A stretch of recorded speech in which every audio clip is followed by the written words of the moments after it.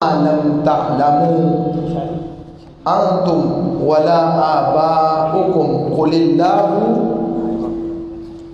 ثم ذرهم في خوضهم يلعبون. وقال الله تبارك وتعالى في المقام الآخر ورفعنا لك ذكرك. صدق الله مولانا العظيم وصدق رسوله النبي الأمين الكريم.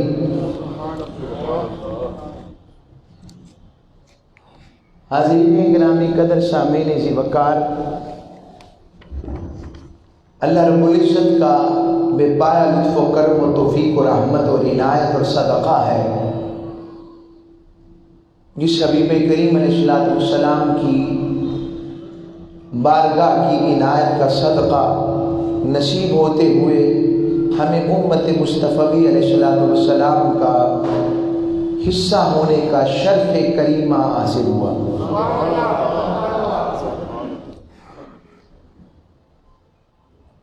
آج کا موضوع ویسے وجوہات محبت میں ہم نے اپنا مضمون جو ہے وہ حسن و جمال مصطفی علیہ السلام پر فوکس کیا، اور اس کی وجہ سے بہت کچھ فوکس ہو گیا اور بہت روشنیاں اور خیر اور رحمتیں شمائل مصطفیٰ علیہ السلام کے نور کے صدقے خیر ملی۔ آج کا موضوع جو ہے اسی محبت کا حصہ کہ یہ امتی کا فریضہ ہے اور آقا صلی اللہ علیہ وسلم کی محبت کا تقاضا ہے۔ وہ تقاضا یہ ہے کہ وہ نبی محترم، وہ آقا نامدار، تاجدار کائنات، تاجدار ختم نبوت صلی اللہ علیہ وسلم، تاجدار کون و مقام، آپ سے محبت کا تقاضا یہ بھی ہے کہ وہ بات جو آپ کے شایان شان نہ ہو اور کوئی آپ کی شان اقدس میں جسارت کرتے ہوئے حضور کی بارگاہ میں گستاخی کرے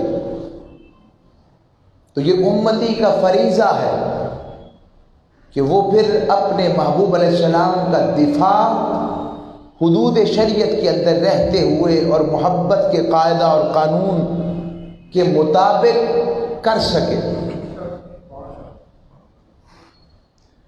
آج کل یہ ہر سال 2 سال کے بعد امت مصطفی علیہ السلام کا لیے ایک آزمائش اور ایک امتحان صاحبان عشق و محبت کے لیے آتا ہے۔ وہ امتحان یہ آتا ہے کہ آقا صلی اللہ علیہ وسلم کی شان اقدس پر، آپ کی ناموس پر حملہ کرنے کی جسارت اور گستاخی کی جاتی ہے، کبھی کوئی طریقہ اپنا کر، کبھی کوئی طریقہ اپنا کر، اور اس کا مقصود وہ اسے اہل یورپ یا مغرب کے جن ممالک میں یہ سب کچھ ہوتا ہے اسے وہ فریڈم آف اسپیچ یا آزادی اظہار رائے کا نام دیتے ہیں۔ اسی تناظر میں نے آج اپنی گفتگو کرنی ہے، اور یہ امتی کا فریضہ ہے کہ اپنے محبوب علیہ السلام کی محبت کے لیے ایسا سمندر موجزن رکھے، کیونکہ ہمارے اعمال کی بنیاد کا مرکزی نقطہ اور روح ہی ذات مصطفیٰ ہے۔ ہمارا سب کچھ حضور کی ذات سے وابستہ ہے۔ نماز بھی ان کے صدقے ہے، روزہ بھی ان کے صدقے ہے، حج بھی ان کے صدقے ہے، زکوٰۃ بھی ان کے صدقے ہے، زندگی کی بہار بھی ان کے صدقے ہے۔ گلستان میں، شبستان میں جتنی بھی رعنائیاں ہیں، گل و بو میں جتنی بھی گل پاشیاں ہیں، یہ ساری صرف ایک ذات کی وجہ سے ہیں جسے ذات مصطفیٰ علیہ السلام کہتے ہیں، اور انسانیت کی معراج بھی اس ذات مصطفیٰ علیہ السلام کے۔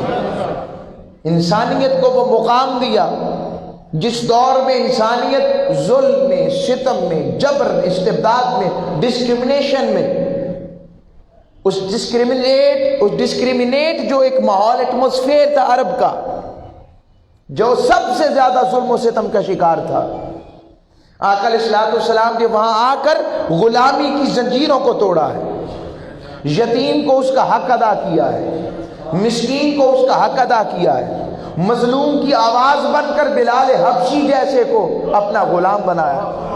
آقا علیہ الصلوۃ والسلام نے بیٹیوں کو وہ مقام عطا کیا کہ رحمت قرار دیا، بیوی کو وہ مقام دیا کہ آقا علیہ السلام کے آنے سے بتایا نکاح آدھا ایمان ہے۔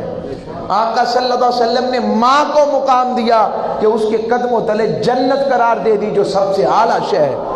باپ کو جنت کے دروازے کی چابی اور باپ کی رضا کو آقا علیہ السلام نے اللہ کی رضا قرار دیا۔ آقا علیہ السلام نے بزرگوں کی تعظیم کو تعظیم خدا بندی قرار دیا، ایک حقوق عطا کیے۔ بیماروں کے حق کے لیے حضور نے فرمایا جو کوئی بیماروں کو تیمارداری کے لیے جاتا ہے، ان کی ہاسپٹیلٹی کے لیے جاتا ہے، وہ یوں ہے جیسے وہ جنت کی کیاریوں میں چل رہا ہے۔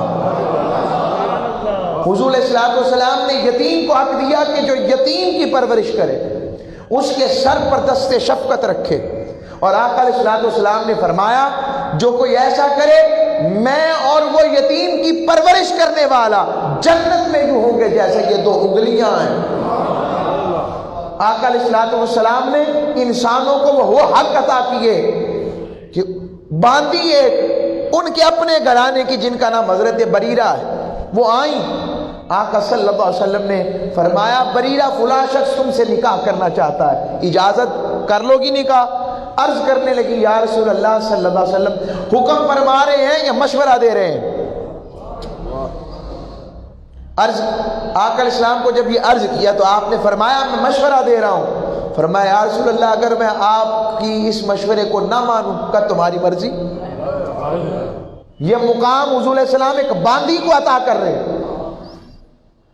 یہ عطائیں جنگ ہو اور جنگ کے بعد کافروں کی بیٹی جس کے سر پر دوپٹہ نہ رہے، مسلمان بھی نہ ہو، وہ آئیں اور آقا علیہ السلام اسے بے پردہ دیکھیں، سر پر دوپٹہ نہ دیکھیں، اپنی کملی اس کے سر پہ رکھ دیں اور پوچھا جائے یا رسول اللہ کافر کی بیٹی ہے، حضور کہیں کافر کی صحیح بیٹی تو ہے نا؟ ایسے حقوق میرے محبوب نے عطا فرمائے، میرے آقا علیہ السلام ایسے حق والے لے کر آئے۔ دکھاؤ کائنات عالم میں ایسا فاتح سوائے میرے مصطفیٰ کے۔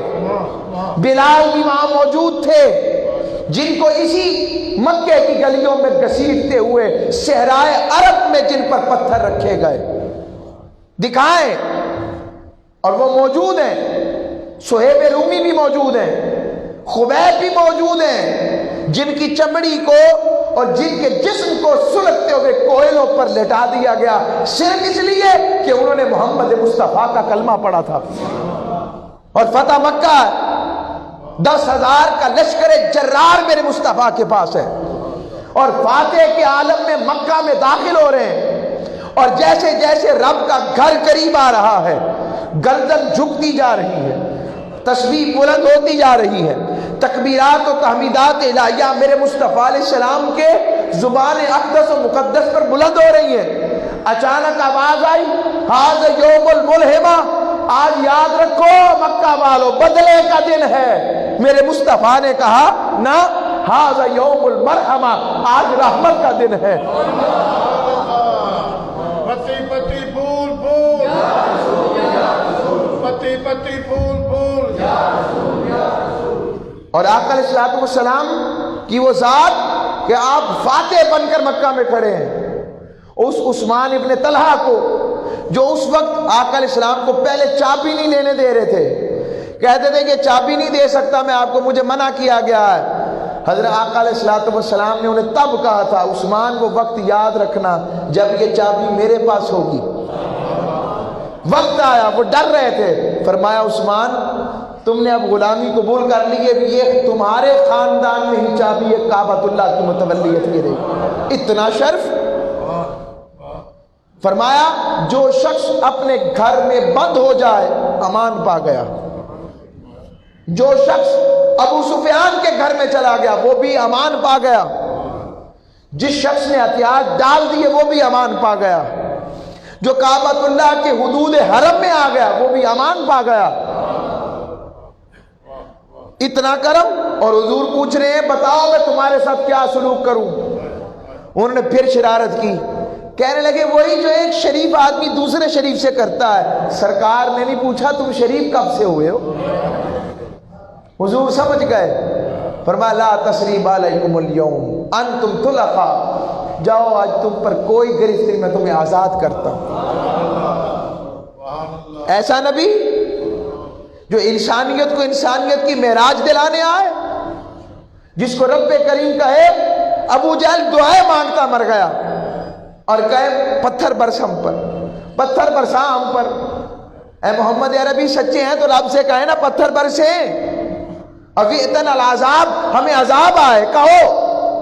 رب نے کہا وما کان اللہ لیعذبہم وانت فیہم، محبوبی سے کہہ دو، کیونکہ اس میں تم ہو نا، اور محبوب جب سے تم آئے ہو اور تمہاری ذات اتنی رحمت والی میں نے بنائی ہے کہ جو میری رحمت کی حقدار نہیں بھی تھے، تیرے آنے سے وہ بھی میری رحمت کے حقدار ہو گئے۔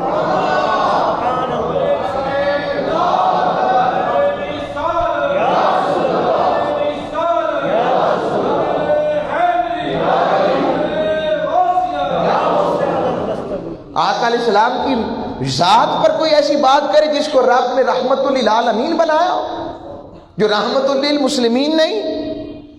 میں یہ سمجھتا ہوں، اور میں نے قرآن کی آیت بھی پڑھی، یہود و نصارہ کے لیے رب نے کہا کہ انہوں نے، یعنی یہود نے اللہ کی وہ قدر نہ کی جیسی قدر کرنی چاہیے تھی، جس نبی کے توسل سے ان کی آمد سے پہلے یہ وسیلے مانگ مانگ کر جنگوں میں مجھ سے فتح مانگتے تھے۔ اب جب وہ محبوب مصطفیٰ آئے، اولا کافر بھی، تو پہلے انکار کرنے والے بن گئے، صرف اس لیے کہ نبوت بنی اسماعیل میں آ گئی، اپنے تعصب میں آ گئے۔ رب نے کہا کہ انہوں نے قدر نہیں کی میری جیسی قدر میری کرنی چاہیے تھی۔ کیوں؟ کیونکہ میں نے انہیں مصطفیٰ دیا تھا، محبوب علیہ السلام کی ذات عطا کی تھی، وہ نبوت کا شاہکار عطا کیا تھا، جو میرے کارخانہ قدرت کا سب سے عظیم شاہکار ہے، نہ اس جیسا کوئی پہلے تھا نہ اس کے بعد ہوگا۔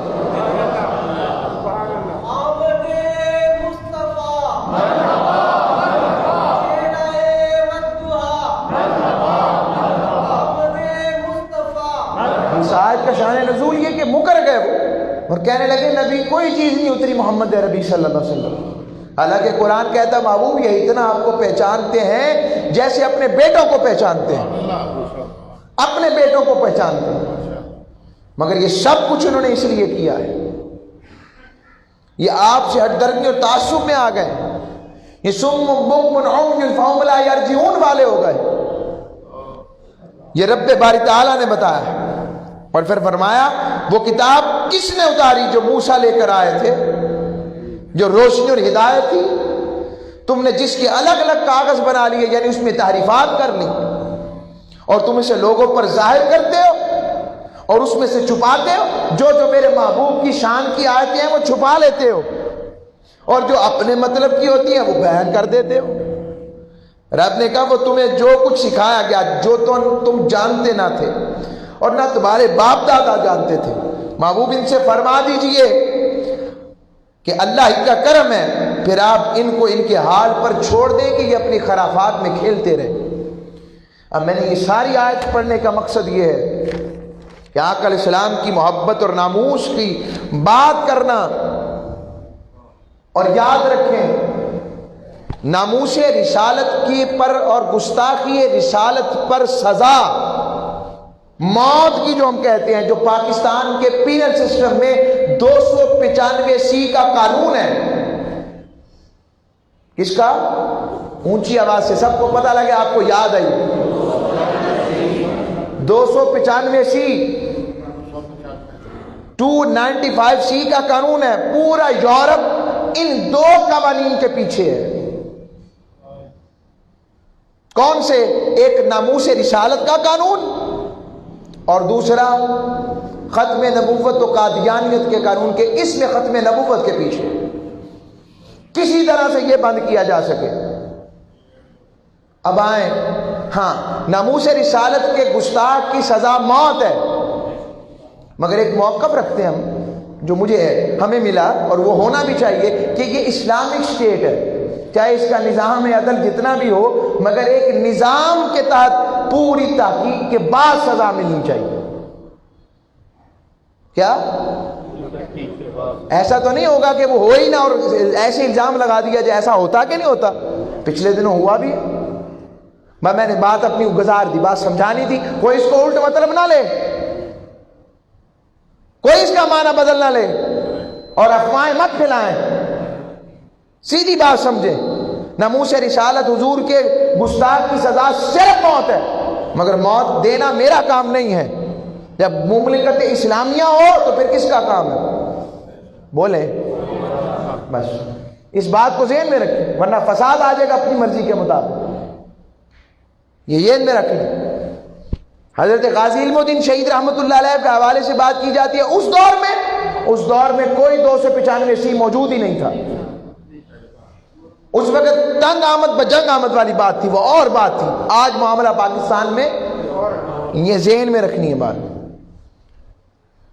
اب آئیں 295 یہ یاد رکھ لیں. میں آج آپ کو جو کلی اور نقطہ دینا چاہ رہا ہوں، گستاخ رسول اور گستاخ قرآن یا اللہ کے کلام یا اللہ کی ذات کا جو منکر اور گستاخ ہو، اللہ کے محبوبوں کا گستاخ ہو، اس کی سزا موت. یہ قرآن میں بعد میں آئی ہے یہ سزا، یہ بائبل میں اور گوسپل میں